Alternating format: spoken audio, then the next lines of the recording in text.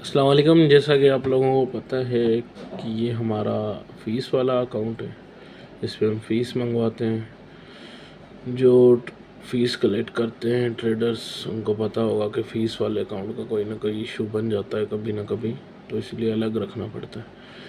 आज हम सिखाएंगे कि ट्रेड हम कैसे लगाते हैं।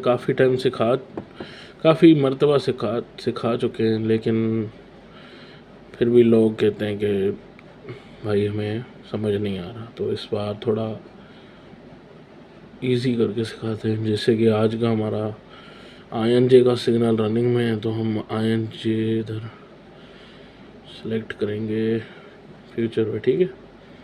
INJ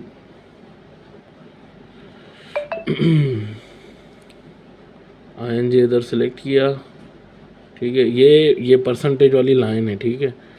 यहाँ पे यही हम बताते हैं कि 1% से 3%। अब जब आप सिलेक्ट करोगे ना, तो यहाँ पे ऑटोमेटिकली सिलेक्ट हो जाए। ये लाइन है, ये 1% हो गया, ये 3% हो गया, ये खुद ब खुद सिलेक्ट करेगा।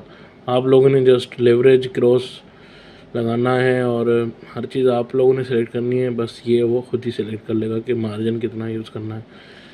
देखिए, जैसे आपके पास $10 हैं, ठीक है। इस अकाउंट में $10 हैं, तो 1% इसका होगा 0.10 और 3% इसका होगा 0.30, ठीक है।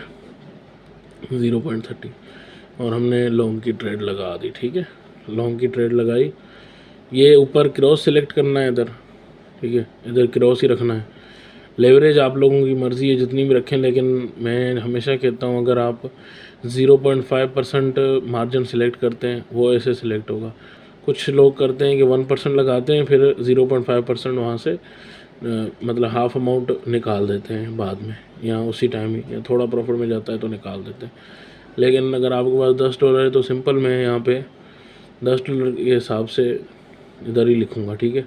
यहाँ पे मुझे 0.5% लगाना है, मतलब $0.05 लगाने हैं।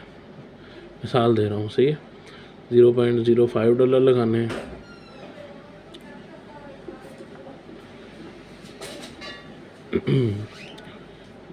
यहाँ पे अगर $100 होते, ठीक है, ये $10 है, तो इसका $0.05 लगाना बहुत, मतलब 0.5% लगाना बहुत मुश्किल होगा। इसीलिए जस्ट समझाने के लिए कह रहा हूँ कि इधर आप 5 लिखेंगे ना, तो ये नीचे देखें 0.10 मतलब 1% सेलेक्ट हो गया। लेकिन अगर मार्जिन आपका ज़्यादा होता, ठीक है, तो उसमें आपको सिलेक्ट करने में बहुत इजी होता।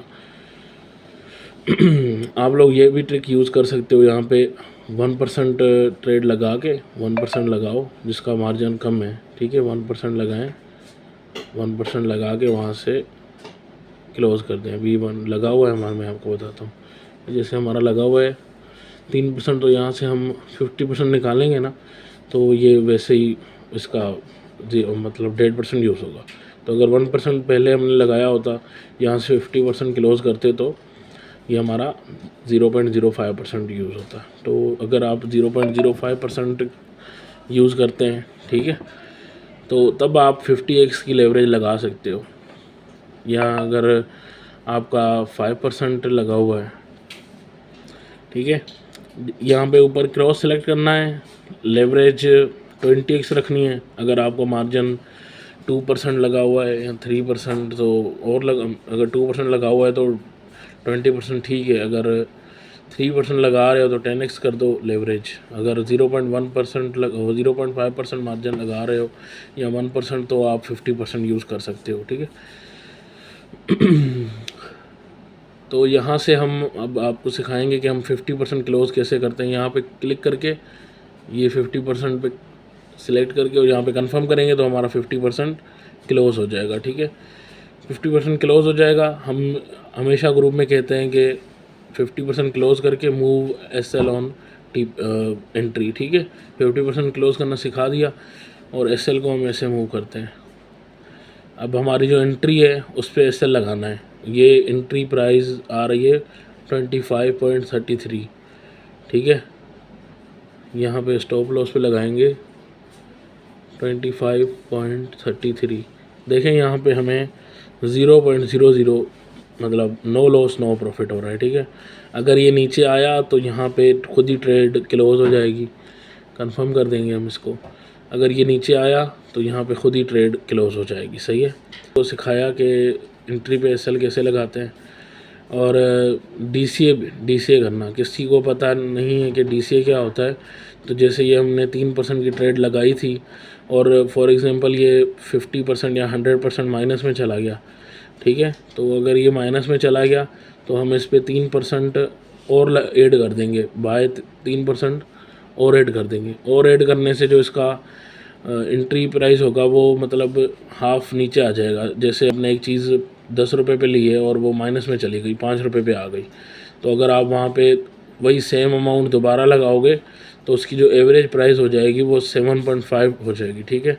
ऐसे ही अगर वो दोबारा 10 पे आता है, अगर आप डीसीए नहीं करोगे वो दोबारा 10 पे आ गया तो आपको नो प्रॉफिट नो लॉस। अगर डीसीए करोगे और दोबारा वो 10 रुपये पे आ गया तो आपको प्रॉफिट हो रहा होगा वहाँ पे, सही है। यहाँ पे हमने और लगाया था, फिर जब ये प्रॉफिट में आ जाता है तो मैं कहता हूँ कि डीसी अमाउंट रिमूव कर दो। अब जाहिर सी बात है हमने वही सेम मार्जिन लगाया था तो हाफ़ यहाँ पे क्लोज़ कर देंगे, यहाँ पे हाफ़ क्लोज़ की और डीसी अमाउंट रिमूव हो गई, ठीक है। अगर किसी को और क्वेश्चंस हो तो वो कर सकता है आगे। फ़िलहाल आज के लिए इतना ही। जज़ाकल्लाह।